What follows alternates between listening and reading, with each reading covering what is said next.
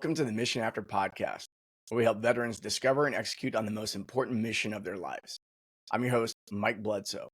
Our guest today is Sunshine Grace, born in Sheridan, Montana, and raised in Portland, Oregon, and Mesa, Arizona.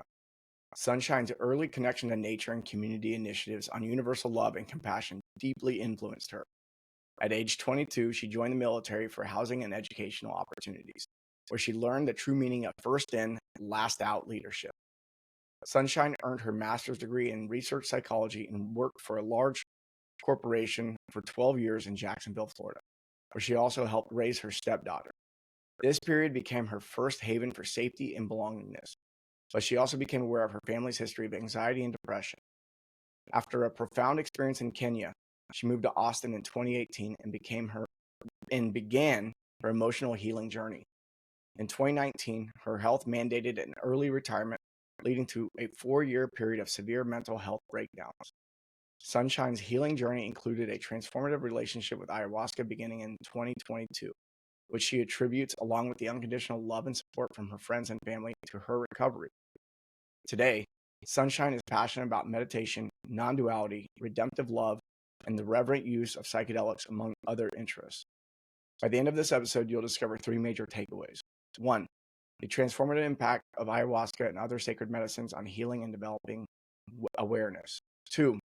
Insights into psycho-emotional roots of disease and the importance of integration and mindfulness practices. 3. The journey of creating safety and self-discovery and the challenges of transitioning from military to civilian life. But before we dive in, I want to tell you all about the new resource we have at missionafter.org.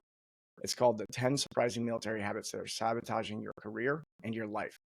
This guide will help you identify and overcome those habits, so be sure to download it at themissionafter.org. Now let's get to the conversation with Sunshine Grace.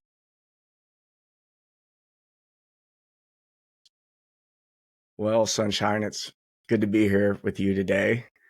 And a mutual friend, introduced us a while back on social media.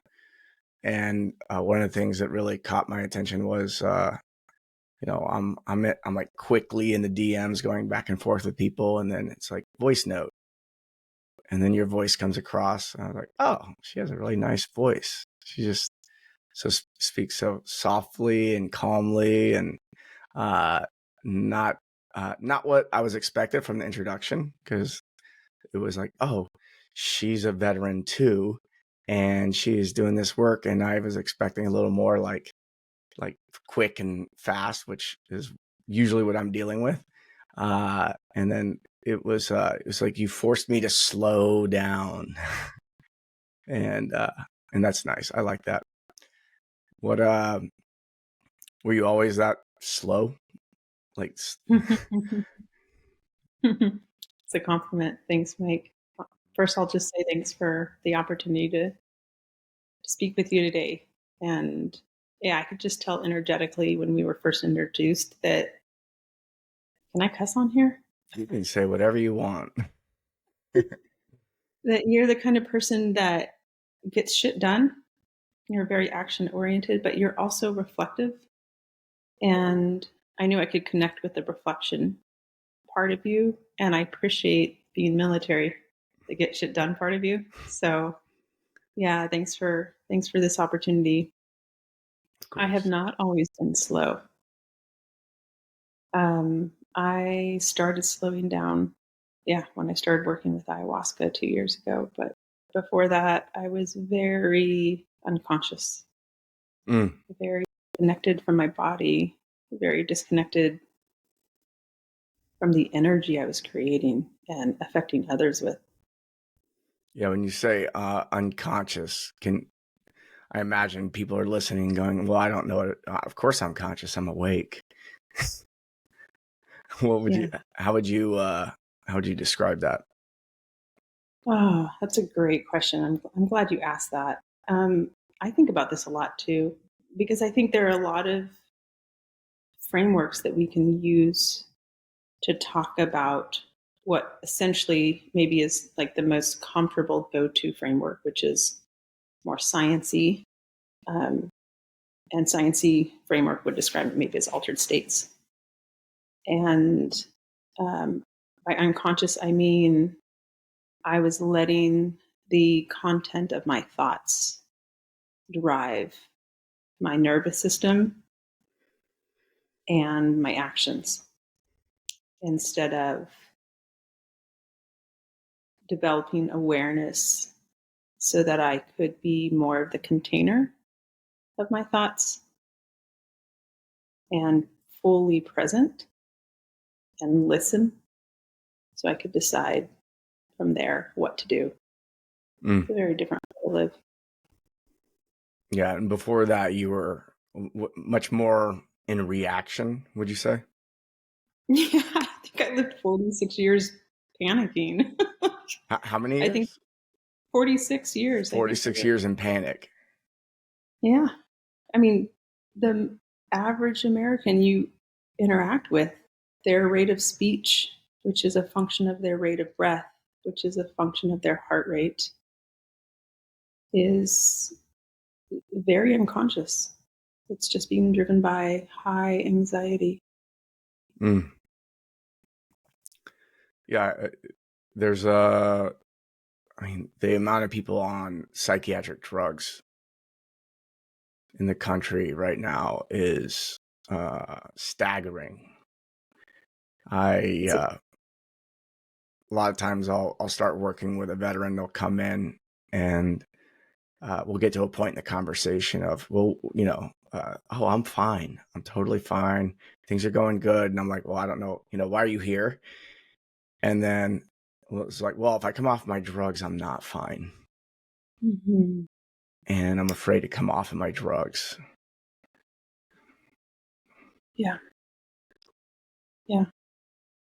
Did you have any experiences with psychiatric drugs, like big pharma drugs or anything like that, and trying to cope with the anxiety? No. And I have no judgment towards those who have. I have so much compassion for anxiety and depression.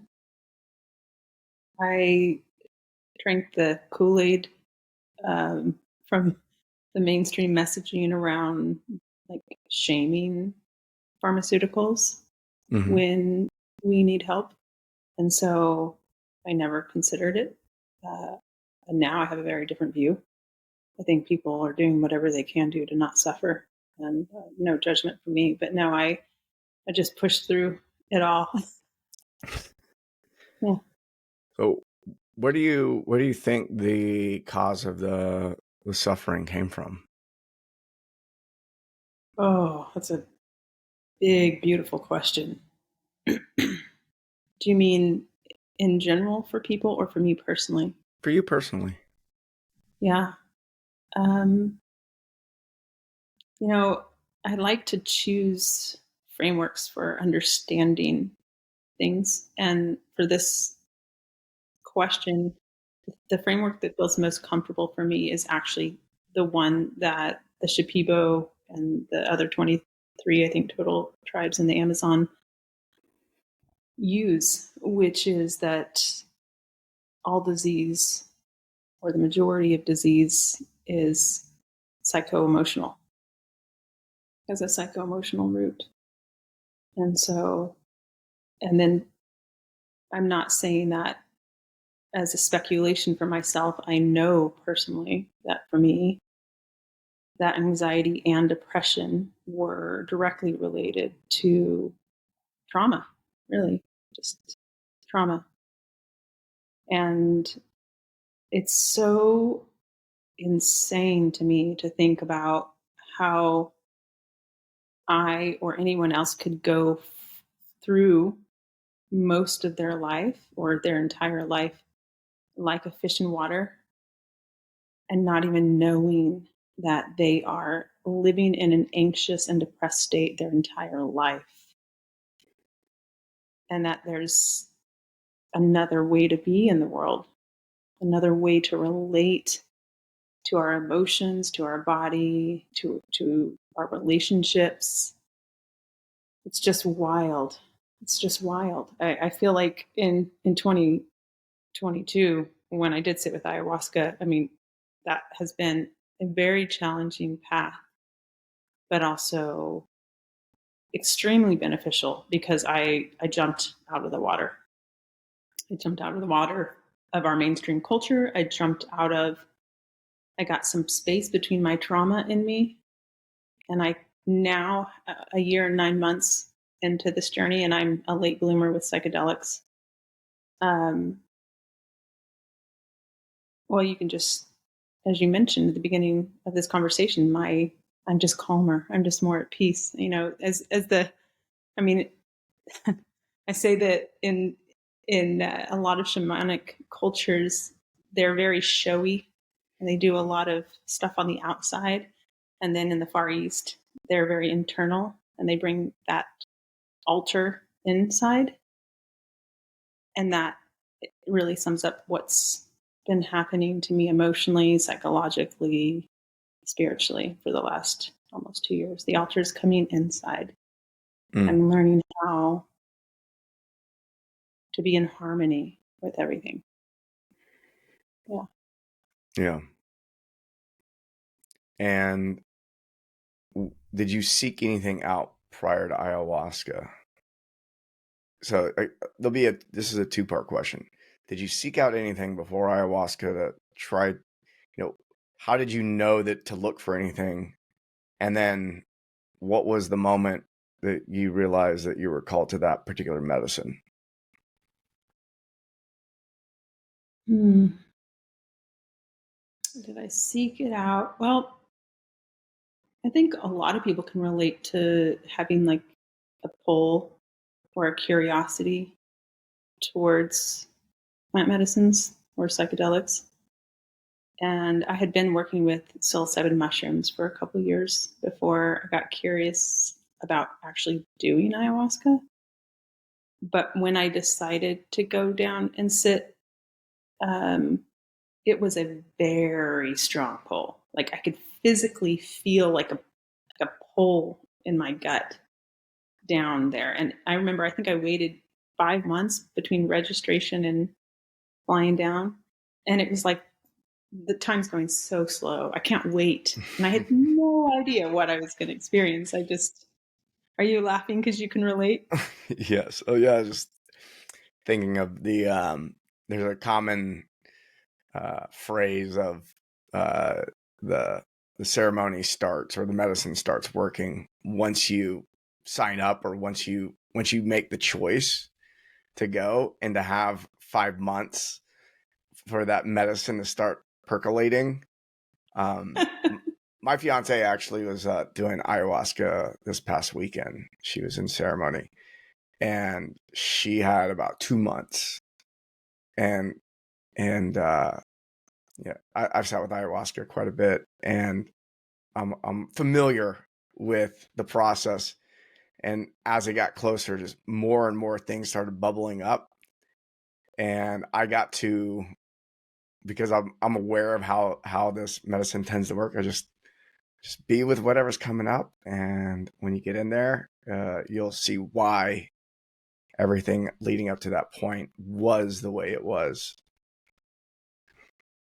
Absolutely. And do you think she would say, now that she's come out of ceremony, she understands? Yes, she called me yesterday and debriefed me, and she had a beautiful experience. And yes, Oh. it was everything leading up to it. She goes, "Okay, I got it now." She's lucky to have you give her some guidance and be on the other side of that tunnel to start integration. She's fortunate. I think that's really key for post ceremony, is to have some people. So, did you have that experience of being able to plug into a community? Oh man, no. But my first so I've sat now with the medicine 4 times.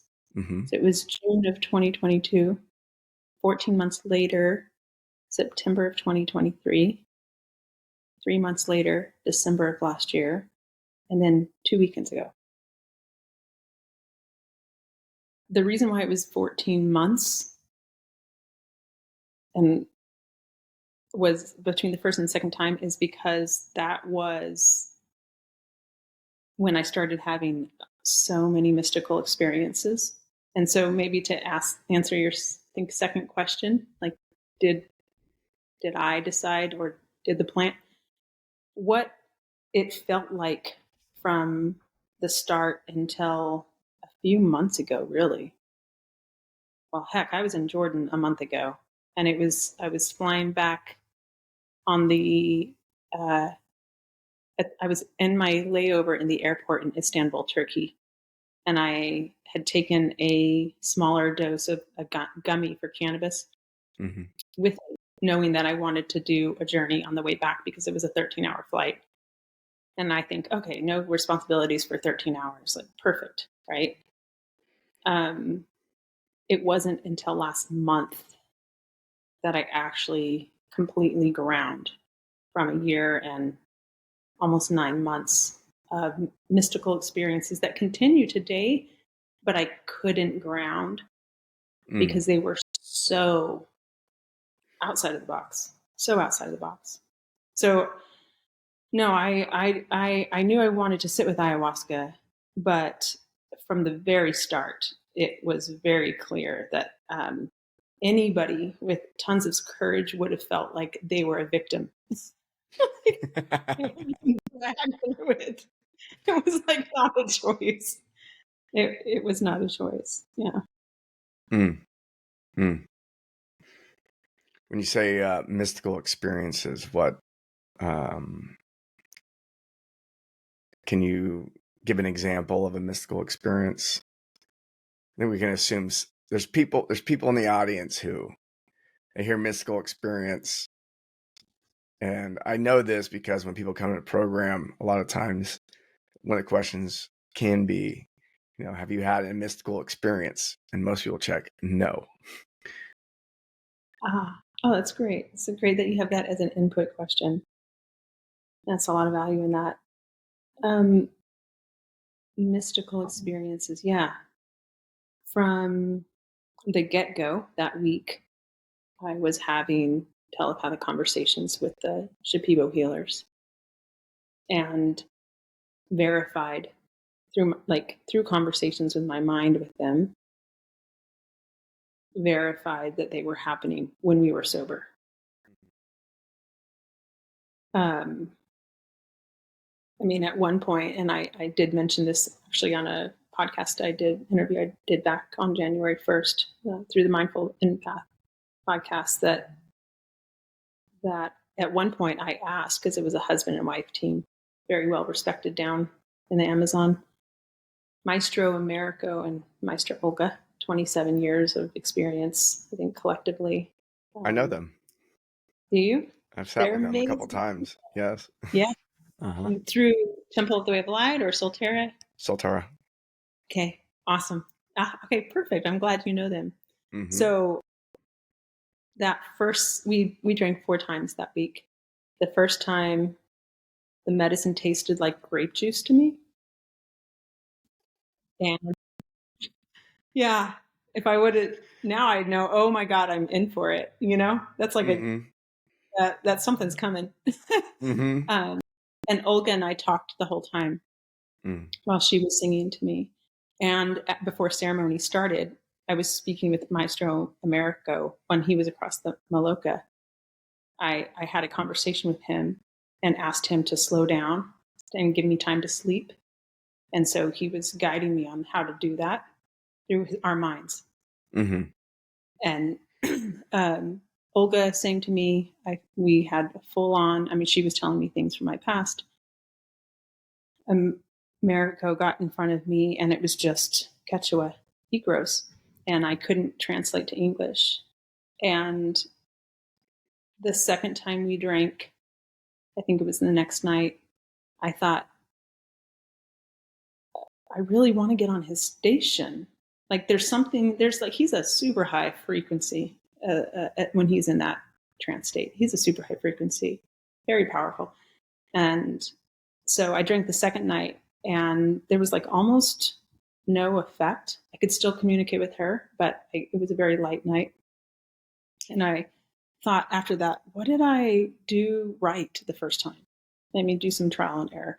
And I thought, well, the first time I fasted before ceremony, maybe I can fast again.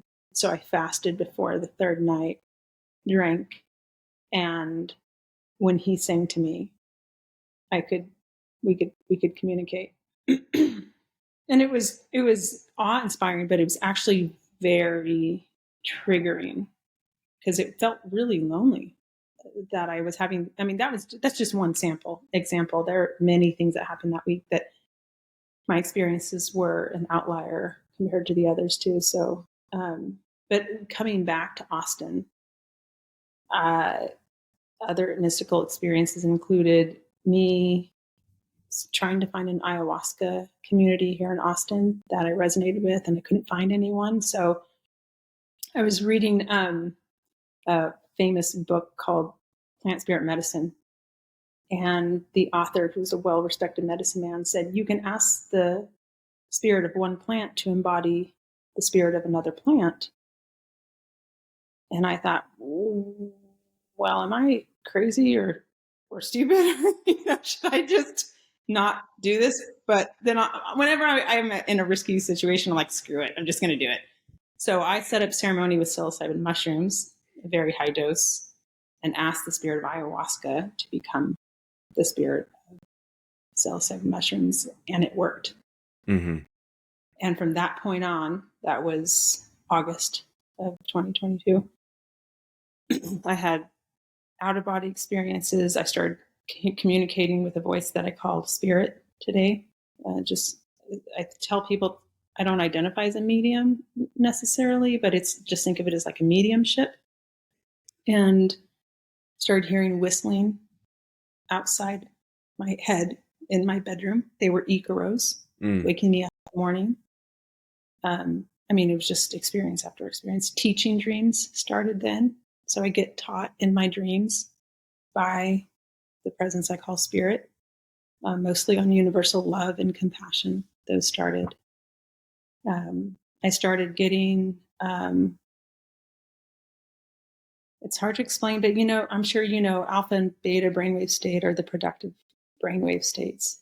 The theta is the lucid state, and then the delta and gamma are sleep and deep sleep. So in theta, it's when we're falling asleep, it's in the hypnopompic, I believe, and when we're waking up is hypnagogic, but it's the same lucid state. And that is also the state that we enter if we can self-hypnotize or if somebody can hypnotize us. It's also the trance state that the shamans go into.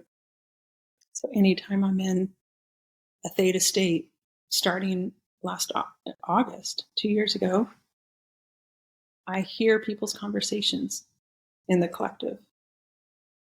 And they're just snippets. Sometimes I get visions, but it's rarely anyone I know. Sometimes it's someone I know, and it's rarely useful information. And I thought for a long time, like, am I supposed to be a medium and help people? And I was really confused. And when I went to Peru in September, the conversation was in Spanish.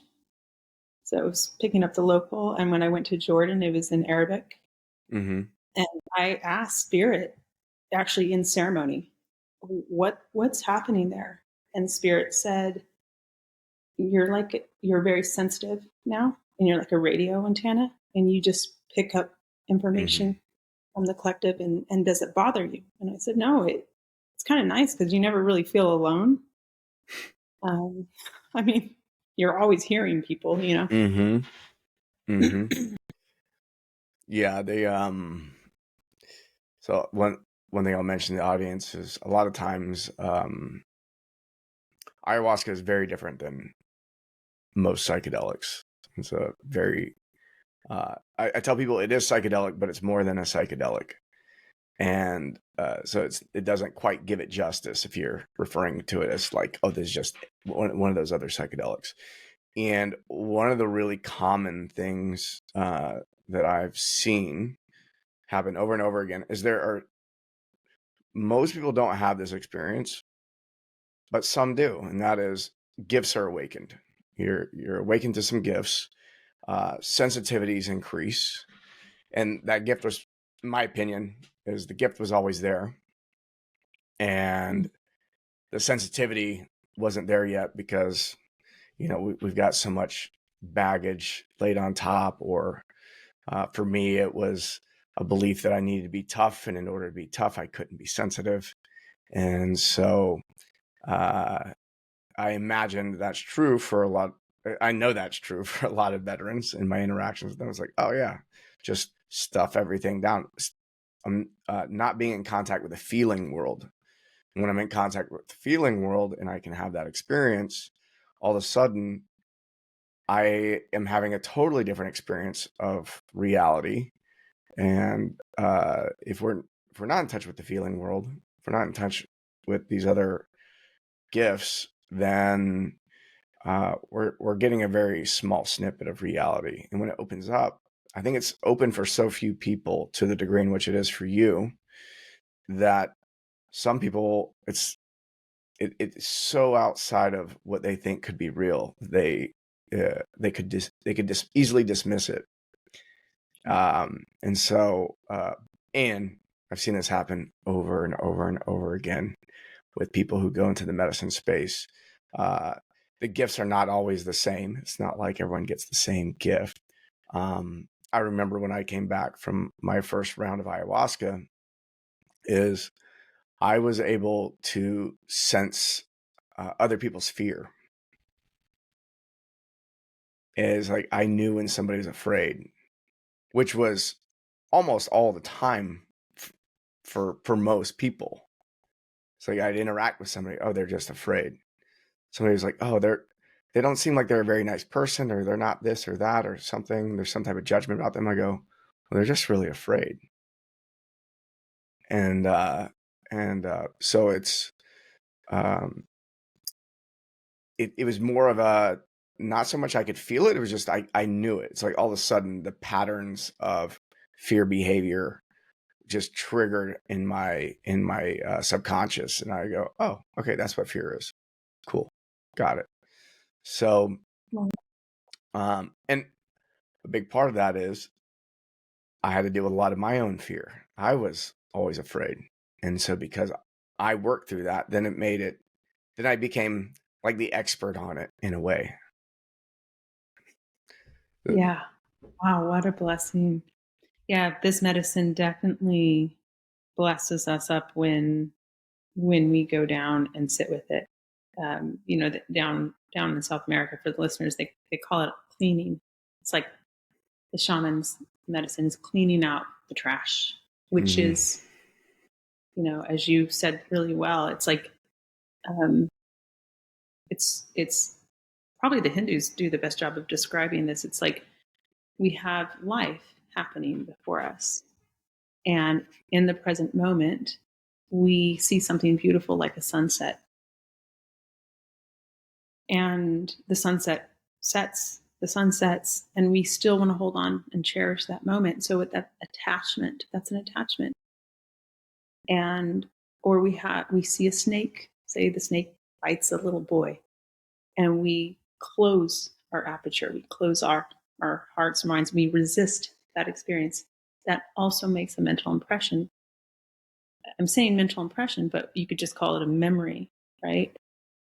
And these memories over time is what we say we are and who we are. And the word in Hinduism is samskara. And the process of spiritual awakening through mindfulness practices like meditation in the Far East is you're witnessing all of these impressions, which is, we'll just say, in the West we would say traumas, arise. Arise, and learning to witness, learning not to resist anything, learning not to grasp at anything, breathe through it, use different techniques to sit with it. And then eventually we get so familiar with our minds that we don't have to, we're not even interested in those impressions anymore. We're like, oh, it's the same old thing. For you, it might have been fear. For me, it would be worried about social approval, right? comes from trauma from feeling like an outsider as a kid. And after a while, you're like, oh, it's that same old thing. And so you learn to come back to the present moment. And that is what's called a purification process in many wisdom traditions. It's bringing us back to the present, back to the present, back to the present. These plants do that. They bring it all up so it can get cleaned, right? And I love that you shared some of your gifts. I'm curious to know how long that sensitivity to other people's fear lasted for you. I would say it hasn't really diminished. It's more of I got used to just that being the status quo. So for several months afterwards, it was oh my gosh, oh my gosh, oh my gosh, to where it's like, oh, I just now know that it doesn't set the alarm bell off like it used to because it's become so normal. Nice. Yeah. Do you consider it a gift now? Oh yes, yes. I mean, I'm working with people. I'm coaching people. It's allowed me to be able to create safety and security for others because I know as soon as they don't feel safe and what to do about it. Wow. Yeah. Okay, so I'm curious, Mike, what do you do? How do you help people feel safe? It really depends on the situation. It's super it's very intuitive in the moment. Mm-hmm. Can you So, give an example?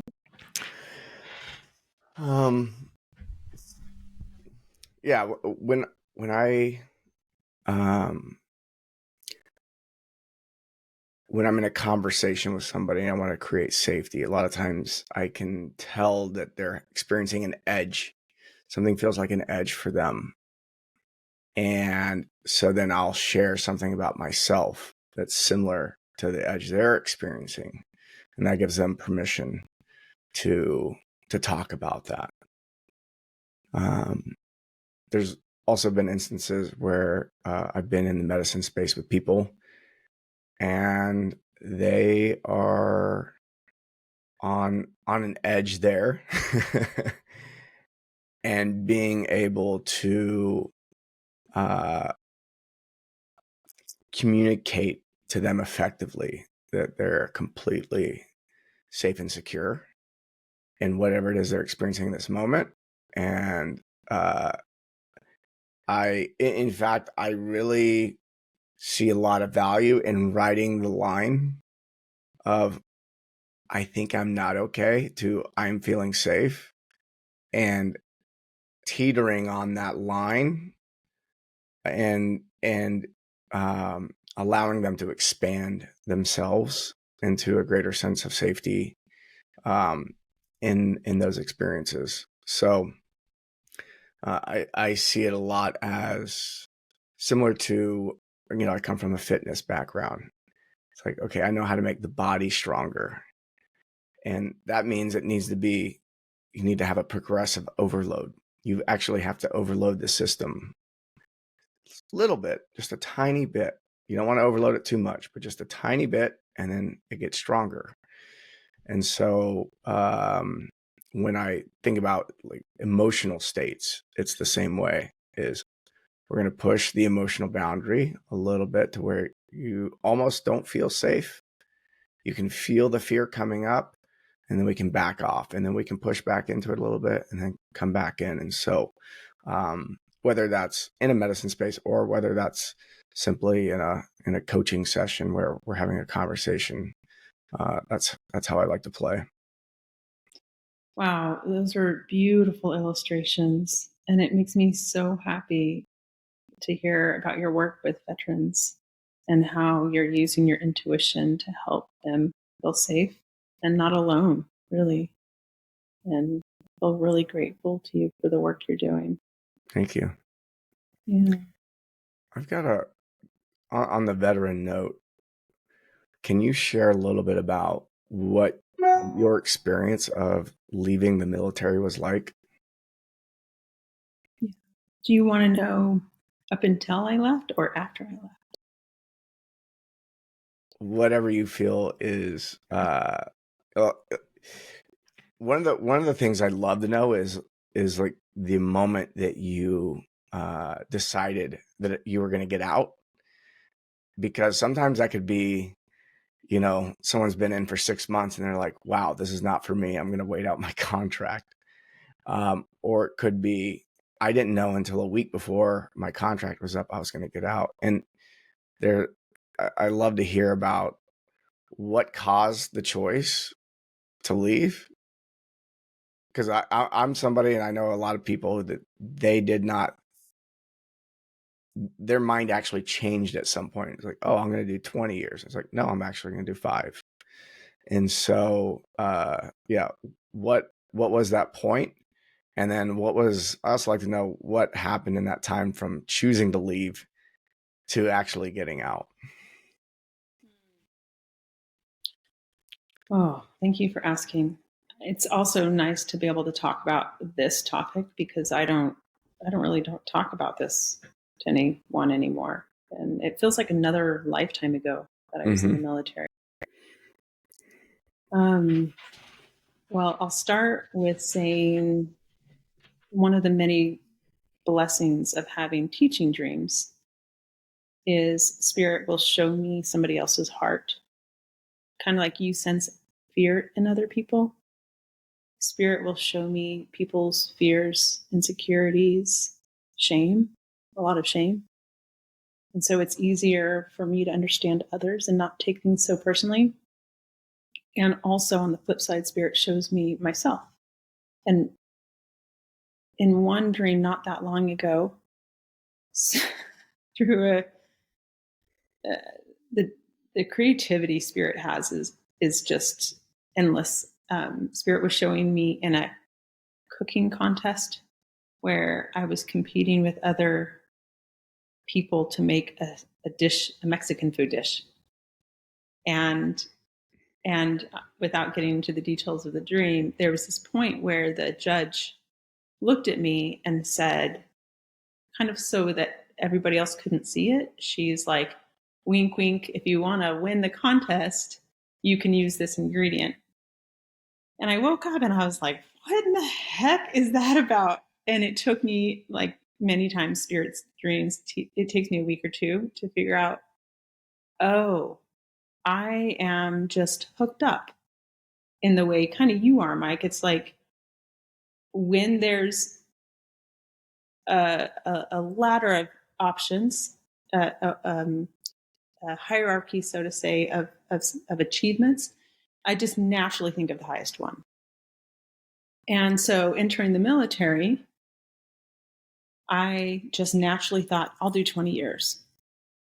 And I think a lot of people enter like, I'm just going to go all the way. It's just that achievement, that's striving in us as humans. I entered because I was essentially homeless or couch surfing at the time. And I really, really wanted my basic security and safety needs met so that I could get college, go to college. That's all I ever wanted to do was get like a PhD. Mm-hmm. And I figured that would all work out when I was in the military, go officer or whatever. But I joined because I needed food, water, and shelter. And it was amazing. My first duty station was an aircraft carrier. I happened to be the very first female on that aircraft carrier. October 1st of 1998, I stepped on board the USS George Washington, CVN 73, as an E3. And I had a rocky integration onto that ship. Some of the men didn't quite understand respecting women. But I also had a lot of amazing mentors who took me under their wings, and like instant uncles and father figures who taught me all kinds of things from personal finance, gave me books to read. They were just amazing leaders, taught me fellowship and leadership. I was an ABE, so aviation boats mate equipment technician. When you think of like Top Gun, the movie, it's the green shirts on the flight deck. They launch and recover aircraft off the catapults and a resting gear system. So essentially a mechanic who gets orchestrated by the staff in the tower on the flight deck like a ballet. So you're just tightly timing for hours on end in a war zone. You're tightly timing launching and recovering, and you're launching, recovering four catapults, and two of those are the same place where the aircraft land. So it's kind of a beautiful mechanical orchestration. What year were you on the Washington? Or what years? 98 to 03.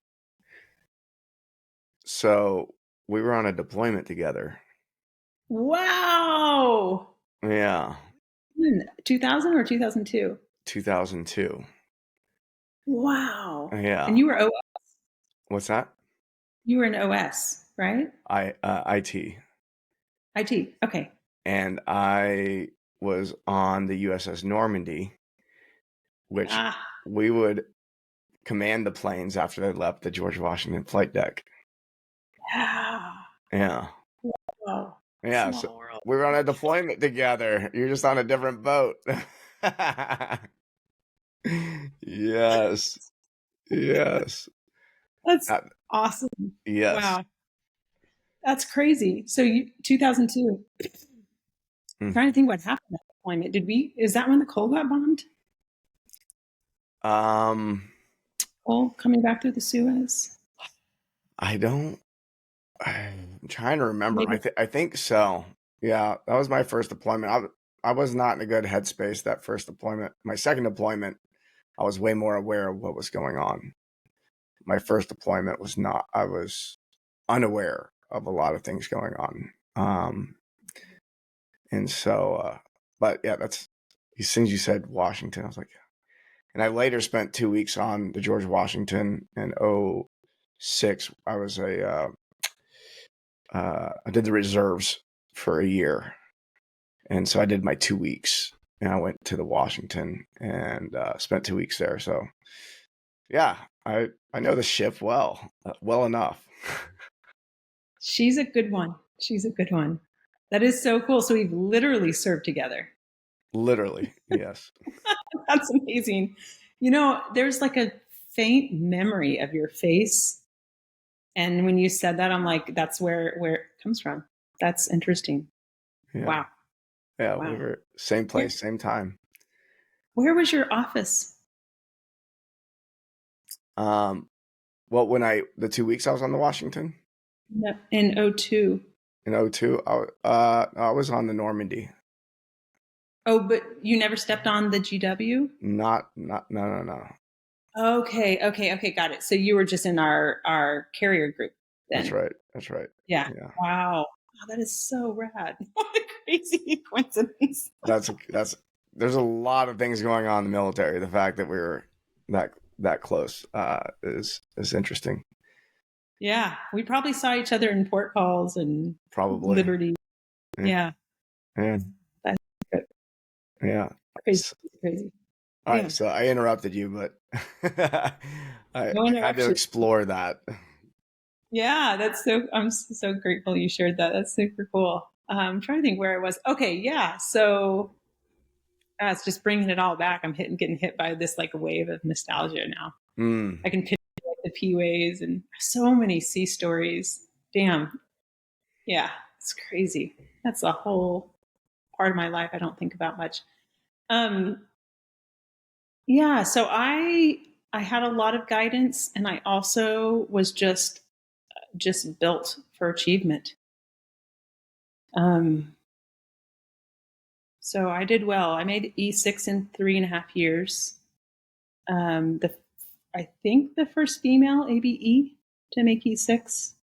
I applied for officer, got picked up for officer. Never went through the commissioning program for other reasons, but that was my plan. And then we were overseas, and I was trying to get my finances in order. I had a small like fender bender before I joined, and I totaled a truck that I didn't have any insurance on, and I really wanted to pay that money off and just get my credit score up and then save up money to buy a house, etc. So the carrot that they dangled, to, the reenlistment bonus, all that stuff, that was very enticing for me. And, I wasn't really willing to take an honest look at my values. I struggled with, I think, at least partially identifying as a conscientious objector for most of those years. I mean, 9/11 definitely changed me. It was the first time I really felt patriotic. We were the aircraft carrier off the coast of New York City. That was a very surreal experience, watching our crew, the flight deck crew, load ordnance onto aircraft that launched over our own land. And I could see the towers from the flight deck. Smoldering ground zero. So I have some mixed feelings about my service, and I had mixed feelings at the time. I mean, I did it because I needed to take care of myself. But when I reenlisted at like 4.5 years or 4 years, I reenlisted for 6 to get the bigger bonus. And that night I went to my rack, which was unusual because I rarely got to see my rack on deployment. Normally we would just sleep wherever. And I was nauseous. I was sick to my stomach. I knew I'd made the wrong decision. For me personally, I have so much respect for those who serve. But I had been reading books on the ethics of war for like a couple of weeks or months leading up to that decision. And I made the decision and then so I knew I needed to get out after my second term. So I had to wait 6 years. Wow. That was tough. That is tough. That's 6 years of senioritis. Yeah, totally. And when I did get out, I was very clear. I have a lot of tolerance for risk. I tend to make big risky moves, and financially, just in terms of security. I don't know how many people, countless people came up to me and they were like, ABE1 Daniels, you can't get out at 10 years. Like you're halfway there, dude. You've got half your paycheck for the rest of your life.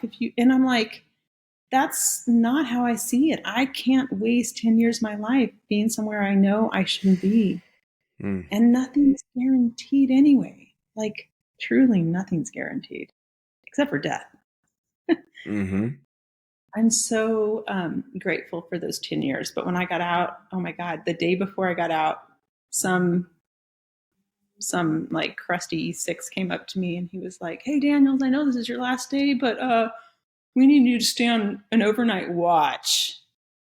I was on the Kennedy, decommissioning the Kennedy in Jacksonville, Florida at the time on shore duty, or I guess it's technically sea duty.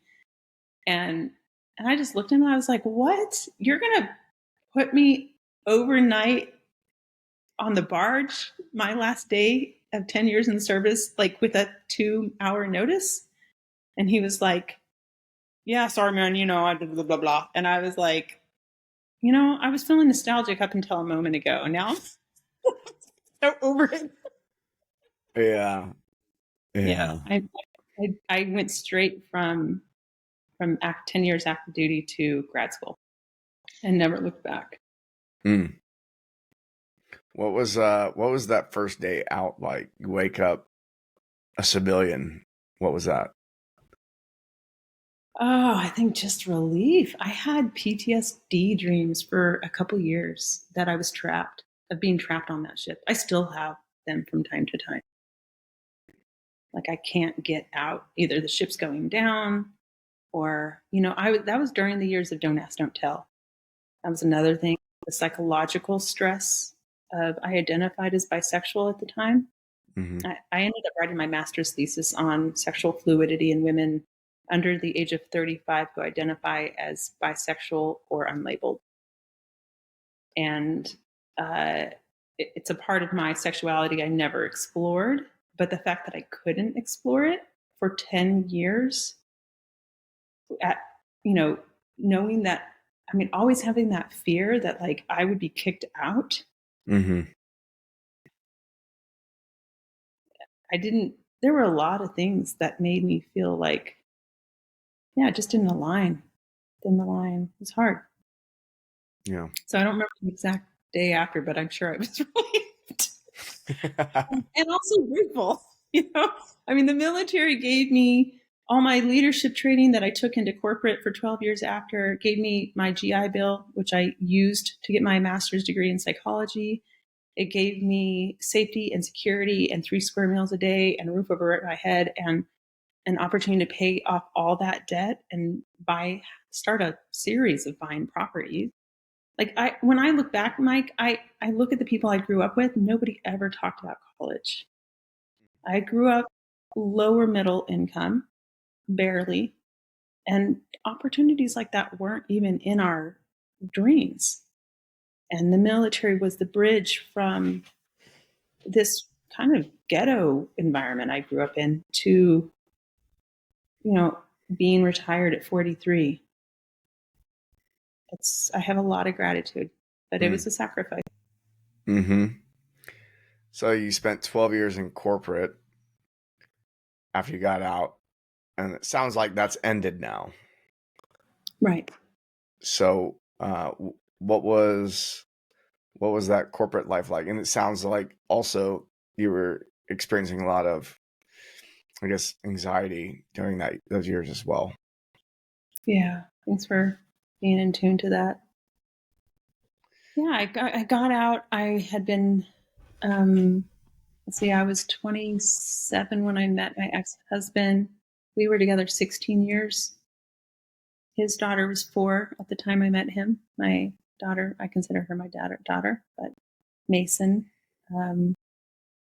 we raised her together. It was very kind of white picket fence, upper middle income, fast pace, fast stress, family vacation a few times a year, rat race.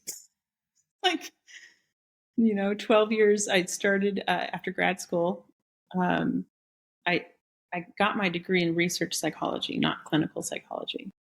So not the therapy route. And I taught statistics at the university as a GTA. So I used that statistical background to enter the corporate world, starting with like big banks and doing a lot of data analysis around human behavior. And eventually kind of found my way in the corporate world from project management. Then I got into agile coaching, agile transformation coaching, and kind of finished it when I was 43. And at 43, due to at the time, I would say a set of fortunate circumstances. But now I would say it probably was all just destiny. I ended up retiring, ran an Airbnb out of my house for a few years to make ends meet. Finally won the appeal on my application with the VA for disability for concussion on active duty. And that was enough for me to just completely stop the Airbnb. So I've been semi-retired since 43 and retired fully since 2009, I guess, or 2019. Nice. Is that when you started dabbling with mushrooms? And yeah, about after a year or two of cautious interest in psychedelics, I was such a straight arrow my whole life. Like that, entering that world took time for me to warm up to it. Did it you? Did you have to, or did you start early exploring? Well, maybe middle of the road, but yeah, I'd been out for 8 years, so I got out in 05, and the idea of I'm the oldest of 5 kids, So I was Mr. Responsible, and it was okay to drink, but not do any other mind altering substances. And the thing that put me over the edge, because I'm very research oriented as well, is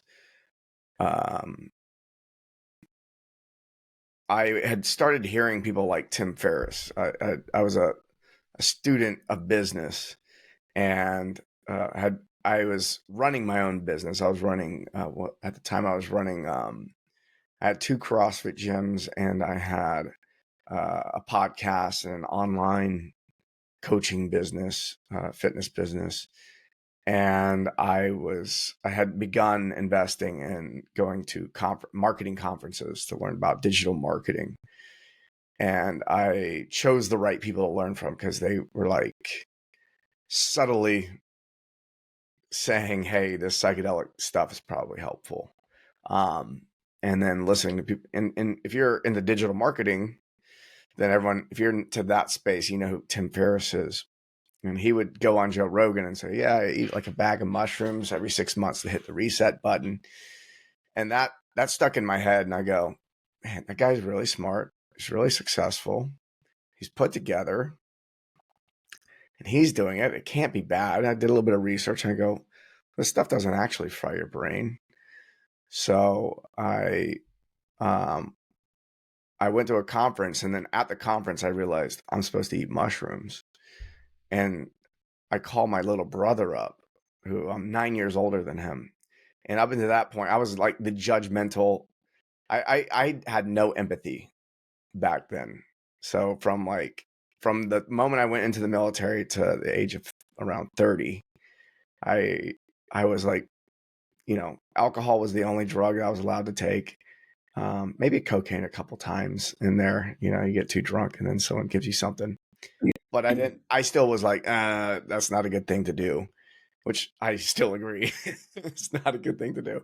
But I remember hitting at my brother, and the relationship flipped, because he was my hippie little brother. And I was like, hey, dude, I know you grow some mushrooms, so could you hook me up? And he was like, finally, big brother is calling me for the mushrooms. I've been praying for this.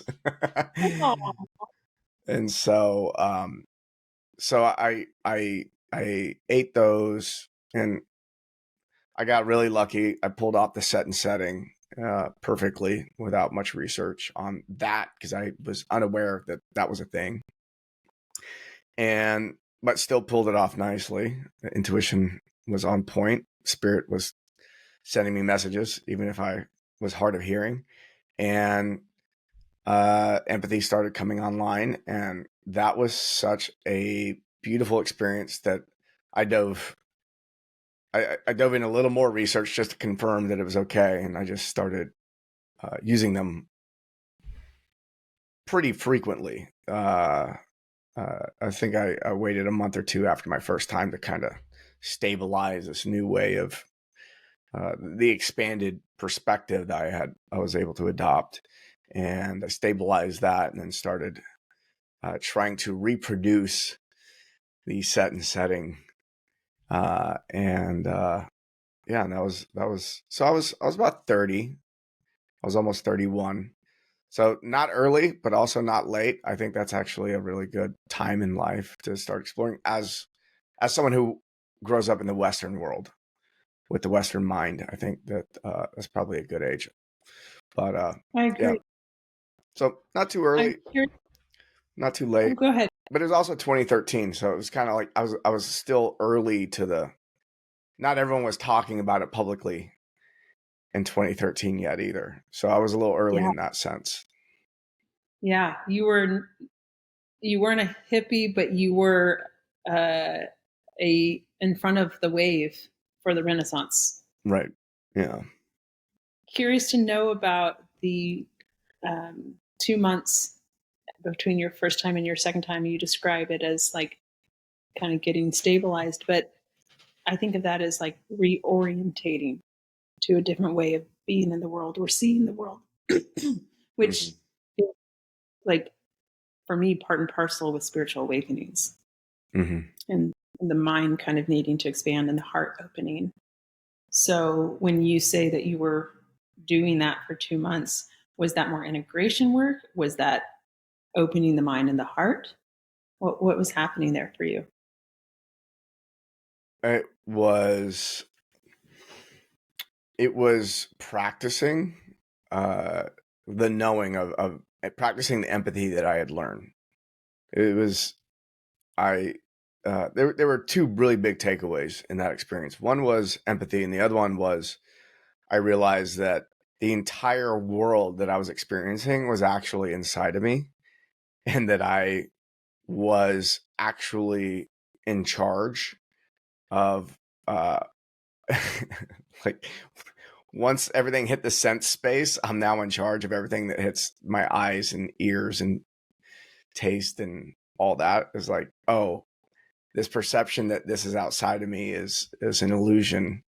I'm it was like I didn't have the words for it at the time, but I look back on it and I say that was a lesson in personal responsibility of, oh, this is my choices got me here.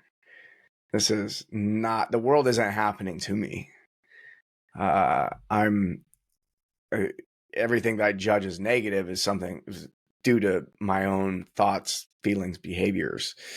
And so I became one of the things that instantly hit me was going home after that and being way more inquisitive, more curious about other people and letting them talk and asking follow-up questions instead of just saying whatever I wanted to say next. So I remember going to bed that night because I did it in the early afternoon. I remember going to bed that night and I was so afraid that I was going to lose the effects of the effects of the mushrooms were going to wear off. And I was no longer going to have this empathy that I was experiencing that day. And I woke up the next day and I still had the empathy. So I was super stoked about that. And it was just such a big shift in my perception of reality that the desire to eat any more mushrooms wasn't there. It was more of like, I just want to explore this. I want to explore this, practice empathy, bringing that with me in any moment. And then also the personal responsibility piece of like, oh, like just a lot of analysis of my own life. I'm very analytical and introspective by nature. Always had that online. And so I was homeschooled all the way through. So there's a lot of sitting and thinking about things without anyone telling me what to think about. And so I think there was a lot of just consideration going on. And then before I started back up, but that was my integration. And none of it was guided. I tell people all the time, I did it right. I had probably one of the best first time experiences, and by the grace of God, by intuition, by all of it, pulled it off and put me in a really good position. And so I always encourage people, if you're going to do it, I suggest a guide, because the guides are now way more available. In 2013, I couldn't find a guide in Memphis, Tennessee. There were no guides. Right. In Memphis, Tennessee, there still may be no guides, but you can. Love you, Memphis. You can, you can find them now. They're available. I promise, if you look hard enough. Yeah. Wow. I loved your answer to that question. It really shows how thoughtful you are. There's so many things I'm curious about, but let me just sit with that for a second. Oh, yeah. It was your recognition that you wanted that empathy to stick around, that heart connection to life. Man, doesn't life effing suck when you don't feel it here? Oh yeah. Yeah, So dry. there were many days where I didn't want to live before that. It's like, oh, I'm achieving all this in fitness. I'm winning competitions or I'm competing at a high level. Oh, I'm running a business. I'm making a lot of money. Wow, I'm so miserable. in the midst of all the achievement, still miserable. Oh wow, just connecting with another human being is way more satisfying than all that other stuff. Yeah. Yeah. Yeah. It's that heart connection, man. It's like feeling safe to be seen and being accepted for all we are, even our quirky, ugly human parts, and like seeing the beauty in others, both the inspiring and their quirky, ugly parts, and having so much compassion for them and their struggles, and that human to human, human to earth, human to animal, nature, plant connection, man, that is what makes life sweet. Mm-hmm. God, for psychedelics, you and I would not have the lives we have, the love that we have in our lives without them. Yes, I can confidently say my life, if I were still alive, it would look very, very different. Very different. It took a pretty traumatic shift in a very positive way after that. What curious for you is what were the benefits that you got when you started using mushrooms? So you did your research and you were like almost sounds like you were reluctant to do them and then maybe and then yeah, what was like the first experience like and what was the result? I'm going to ask to pause so I can use the restroom. It's so interesting that you ask about mushrooms because as you were asking that question, I was thinking, it's like, I'm sure a lot of people who work with plant medicine and who are listening to this can relate to this. But my life before ayahuasca and my life after ayahuasca are two different lives. And I would even include all my deep work with mushrooms in that before. But when I first started working with mushrooms, I I never considered it doing it in a recreational way. It just I wanted to heal. I wanted to learn. Um, and so I started using 5 grams every time. Love it. So for those who don't work with mushrooms, 2 to 3 is really if you have a potent medicine, it's plenty. And Hero's dose is from 5 to 10, so it's on the lower end of like the big macro dose. In those 2 years, well, my first time really sitting with mushrooms, I literally was being sucked into a black hole for like 2 or 3 hours in complete terror, resisting a death that felt like everyone I ever loved and everything I ever loved was put into a house on the second story, and I watched on from the street as the house was lit on fire and they were all burning to death. That was my first mushroom trip. And you still went back for more. It took me a full year. I honestly, that's part of what it's part of what broke me. It's just I didn't know it was possible to experience that kind of terror in in the human experience. Well, let's I'm gonna interrupt real quick. Yeah. So 5 grams is a lot to start with, folks. It's a lot. It's a lot to start with. I don't recommend it for anybody. I don't care who they are. You're not starting with 5 grams. Yeah. You heard my story. I started with 2.5 of golden teachers, which is a little bit on the lighter end. That's a strain, by the way. So for Sunshine, she started with 5 grams and had something that was with all these medicines. There's a relationship that gets built, and you get to learn how to work with them. And so, it could seem very overwhelming. So if you hear this story and go, "Well, shit, I don't want to have that experience," you don't have to have that experience. You can start lighter. And I'm sure there's some things that you would do differently now than you did then. Is that accurate? I wouldn't change anything, but I would strongly recommend nobody ever do that the way I did. Right. Right. No reason.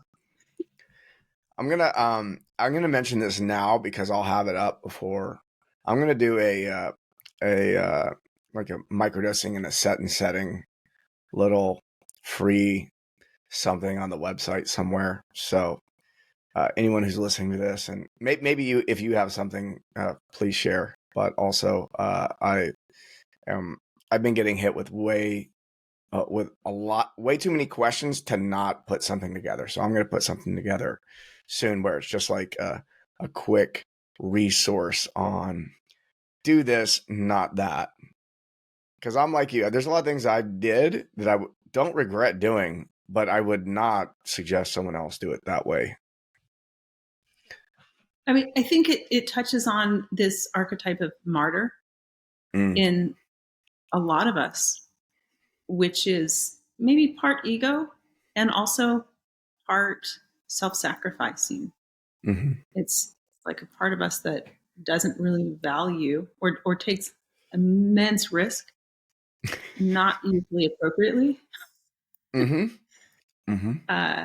Yeah, that was the way I needed to learn. But I will say, yeah, that 5 grams, I woke up the next morning, I was like, I'm never damn touching any psychedelic again in my life. And it really did bring up a whole bunch of, I was in a relationship at the time. So it brought up a lot of trauma. I was very destabilized for a whole year. I started projecting onto that relationship all of my attachment wounds, which was anxious style at the time. I'm now secure, hard-earned, and proud of it. But it caused a lot of pain in that relationship. It caused I set up a weird relationship with parts of myself, which began like a pattern of me just taking huge risks that were unnecessary and caused a lot of suffering. When I say destabilized, like I was really destabilized. I was in an anxious state for like 6 months. It also just this first experience was also without a guide. Just want to confirm that. Okay. right. Well, there was the person I was dating at the time was there, and it didn't help it because as much as he cared about me, he was not equipped to deal with Right. support and integration. And I wanted to go to sleep when I was being sucked into that black hole to protect myself. And, he didn't have the tools, but now I know if I was with a really experienced guide, they would have let me go to sleep because it would have been my subconscious protecting me from the terror. Every time I tried to go to sleep, he'd be like, hey, come back. I'd be like, oh God. Oh no. Yeah. So Yeah, you it was really just, want to let someone have their experience. yeah. So it was really tough. Actually, it was a podcast interview with Tim Ferriss, who interviewed a woman you can no longer find it on the web anywhere, but she had an experience, a traumatic experience of being shot when she was a tourist overseas in, I think, Southeast Asia. And they found the guy that shot her and her friend. He died. And she sat with mushrooms. And in her mushroom journey, God, it's so amazing. I think of it as spirit, but we'll just say for the listeners, the spirit of mushrooms slowed down every second of her experience in that shooting to a frame by frame thing so she could see what she was thinking and feeling and she could process. So when I heard that podcast interview, I thought, oh, wait, there's this thing called integration. I mean, I was completely self-taught.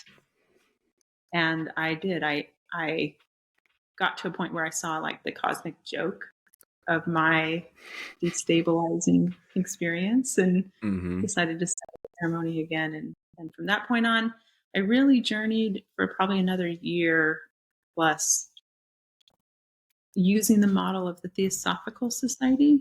Are you familiar with their work? I'm not. So the Theosophical Society was early 1900s, I think, turn of the century in Europe. And they were a group of people, thought leaders that were tired of feeling oppressed by the institutions in Europe. So they took the religious institutions. So they took Far East paths to liberation, like yoga, Vedanta, Zen Buddhism, and repackaged them for Westerners. And they called that the New Thought movement. And actually, that spread across the Atlantic and came over to the US. We call it New Age movement. So the flavor of spirituality that a lot of people practice here in Austin is a derivative of the Far East that was repackaged by Europe. The Philosophical Society published this model of a pyramid, kind of like hierarchical states of consciousness and awareness in minerals, plants, animals, and humans. And I think it's 6 levels of awareness, and that you could go up to Buddha nature, up to Christ consciousness. So I was really interested in this because it was mirroring some of the things I was experiencing myself, and I didn't have the language to describe. So I started using terms like astral plane. I forget that there's a level above the astral. It'll probably come to me, but it's basically where the only thing that exists is thought. There's no form. So I started setting up experiments to get into higher levels of consciousness, and I got there. I had a mushroom journey where literally I disappeared, and the only thing that was there was my mind, and I started looping, saying, "Do I exist?" And I thought, well, shit, if I say I'm self-referencing. That answers the question. How do I ask the question about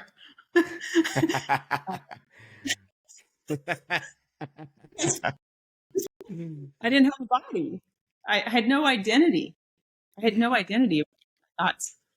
So I explored, for a while doing things like that. But a lot of the time I was working with mushrooms was at the heart level.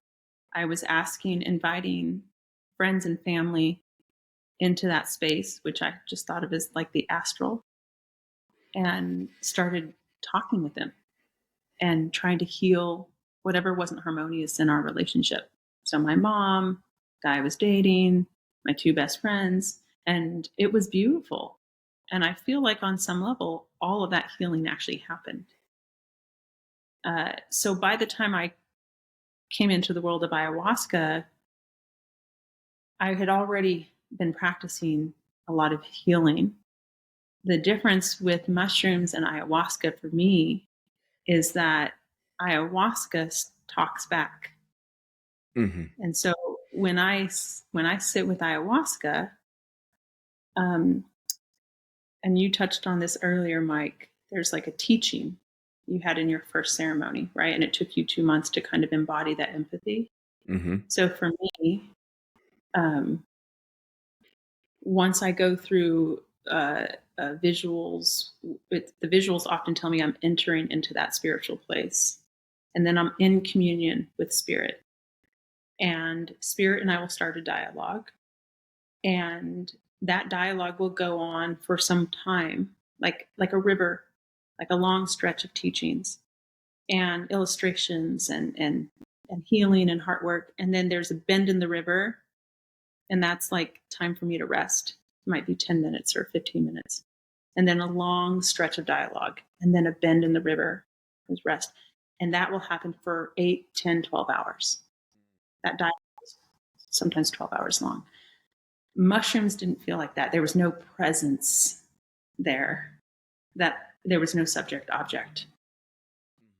And ever since I've sat with ayahuasca, that presence is in every journey I do, whether it's cannabis, mushrooms. So for me, spirit is the teacher in all of them. They all feel the same to me now. If I go do a microdose of cannabis, I'm having a 5-hour conversation with spirit. Yeah. Yeah, I've had that experience too. After ayahuasca, every plant and animal medicine I experienced after that shifted. Yeah. What do you think presence is? What's that? Can you identify? Do you identify that presence as something? What do you think? Spirit. Yeah. Yeah. Yeah. It's spirit. I love the quote from Joan of Arc, and I'm going to summarize it because I don't know the exact quote, but basically, for those listening who aren't entrenched in work with plant medicines, these experiences can be very destabilizing, and especially if you're not already spiritual. And Joan of Arc, when I started hearing the voice of spirit, because I'm clairaudient now, right? I can have conversations with spirit sober. Joan of Arc used to say, "Oh, if you talk to God, it's fine, but if God talks back, you're crazy." And that's pretty much how we see it here in the West. The role of the prophets and the mystics and the priests and priestesses were to connect us, the lay people, to the divine. And if you weren't one of those in the society, then you were, either ill or narcissistic. And these plants, if you work with them long enough, you can develop a relationship and you start to have a connection with the divine. And at least I think of it as the divine. It's funny, one time I said to Spirit, this is well into my journey, because my awakening was a classic shamanic awakening. It had all the textbook experiences of shamanic awakening. I do not identify as a shaman at all, but literally psychosis, hearing voices. My point is my awakening happened to be a shamanic path. And I mean, I'm more interested in Buddhism today than, I shouldn't say I'm more interested in Buddhism than shamanism, but my daily practice, spiritual practice, is Buddhism, meditation. But my awakening, there was this moment where I said to Spirit, am I talking with you? Or am I talking to the spirit of ayahuasca? Or am I talking to a human or a deity or something else? Because I really am comforted by the idea that I'm speaking to spirit, which I think of as like an intelligence in the field of everything. But it would be really sad for me to learn that it's not spirit and it's something lower. But I want to know the truth. Like, am I? And the first time I asked that, I went to sleep that night, and in my dreams, Spirit said, "Conscience is not here. Conscience is not there. Conscience is everywhere." And I wasn't satisfied. So months later, I asked the question again. And in my dreams that night, Spirit said, "Spirit is in everything." So Mhm. since that day, I've just called it spirit. Yeah. It's the mind that divides things. Hmm. The this makes me think of a couple things. One is people who work with ayahuasca, they refer to ayahuasca as like grandmother or mother ayahuasca. And my experience with that is she's called that because she teaches you how to work with everything else. It's like once you go to her, you were talking about how all your experiences had shifted. Like your experience with mushrooms had shifted and cannabis had shifted. And the frequency of each one of those medicines, spirit can speak through those. But um, I'm with you. Spirit is everywhere all the time in all things. Uh, and everything has its own frequency. So we're getting spirit speaking through to us through different frequencies. And I've done some work with some Native Americans as well, and there's a lot of animal totems that are used in, like, oh, the coyote came and visited me, or the bear, or the snake, or one of these animal totems, and they all have a message from spirit through their own frequency, is the way I see it. And the same with people, is everyone has something to teach me, and it's God speaking through them, and it's their frequency that's coming through. So I'm with you on that. That's how I perceive how that's working. The best I can put it into words.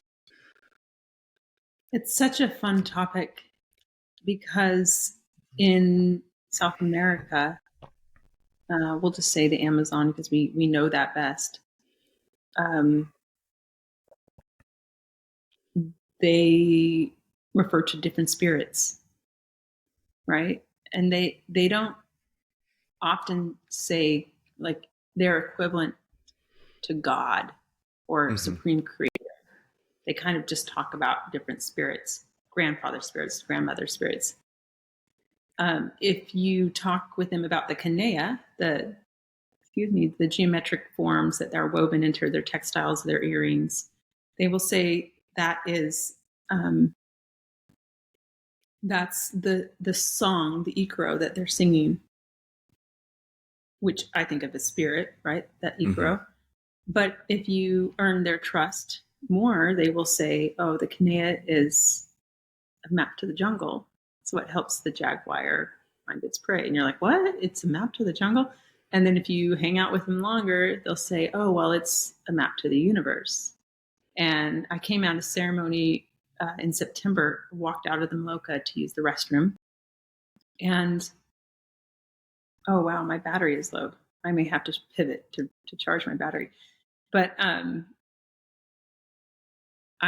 don't know why most of my profound conversations happen on a toilet with ayahuasca, but I'm literally peeing in this tiny little bathroom. It's under the moonlight. It's dark out. The Maloka has that really strong force in it of medicine, and there's this toilet and a sink and then a candle on the floor. And I noticed there are these pill bugs walking around the candle, being attracted to the light. And I'm really in the strong force of the medicine. So I kind of close my eyes, do my business.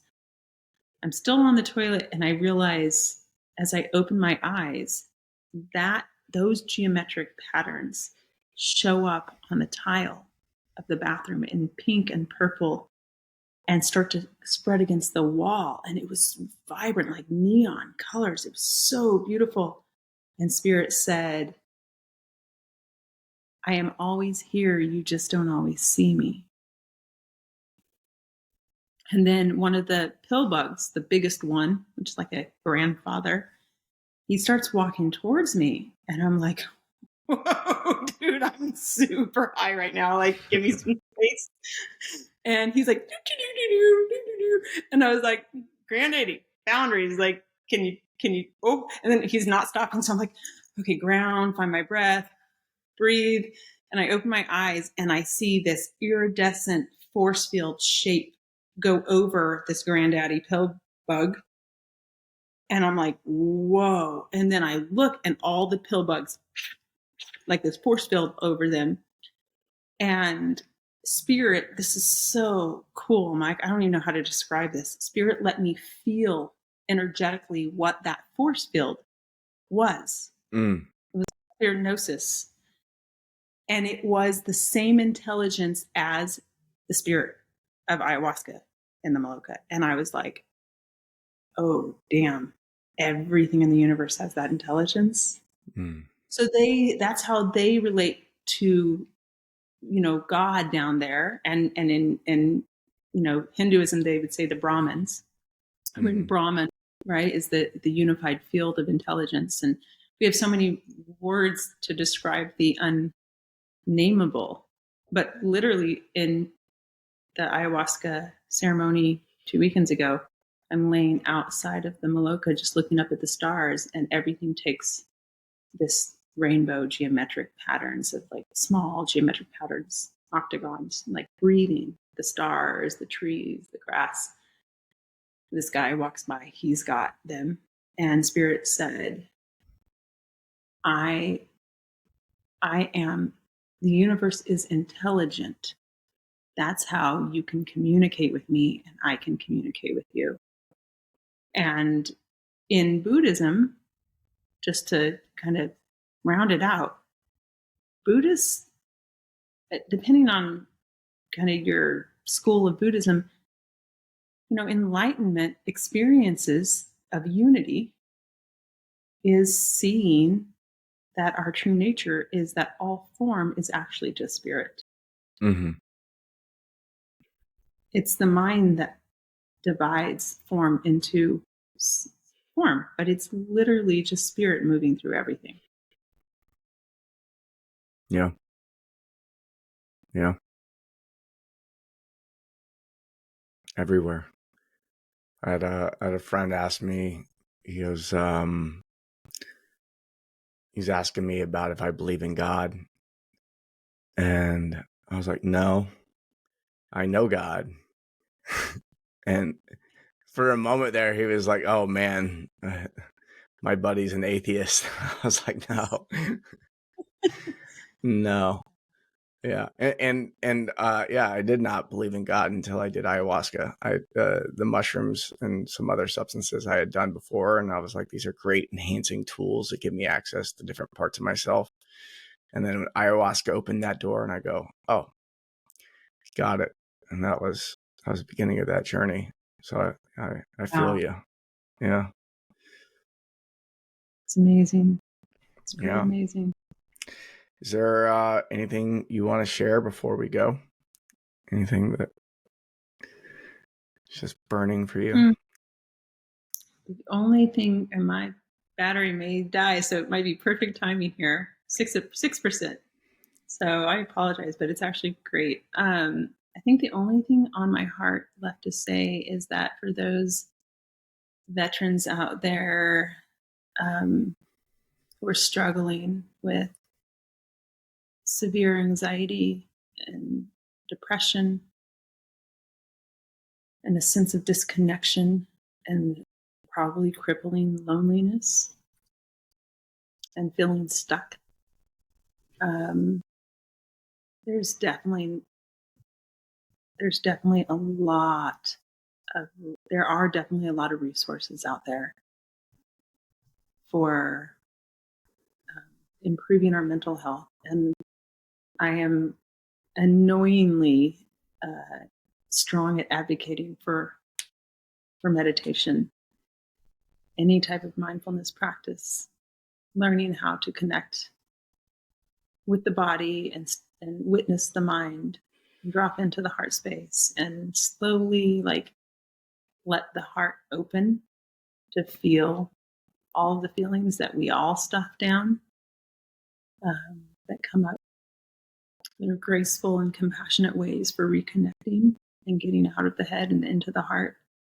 And if you're listening to this and you're just feeling alone, reach out because the resources are out there. there's no reason to suffer alone. Beautiful. Thank you for joining us today. Thanks for the conversation, Mike. Of course. Is there a website, social media accounts that people can find you? Thank you for asking. bettingon.love. There's no .com, it's just .love. bettingon.love is the best place, or my YouTube channel, sunshine_grace, starting a dialogue about these topics. So join the conversation. We'd love to meet you. Excellent. Thank you so much for sharing your wisdom. Thank you so much for sharing the platform and your heart and your mind. It's a pleasure to get to know you, brother. Of course. Thank you for tuning into this episode of The Mission After. Before we wrap up, I want to remind you about our free resource, the 10 surprising military habits that are sabotaging your career and your life. This guide is packed with valuable insights to help you overcome common challenges faced by veterans transitioning to civilian life. Don't miss out on this opportunity to take control of your career and life. Head over to themissionafter.org to download your copy now. It's completely free and could be the game changer you're looking for. If you enjoyed today's episode, make sure to subscribe, leave a review, and share it with your fellow veterans and friends. Your support helps us reach more people and make a bigger impact. Until next time, stay curious, stay intentional, and remember, your mission after service is just beginning.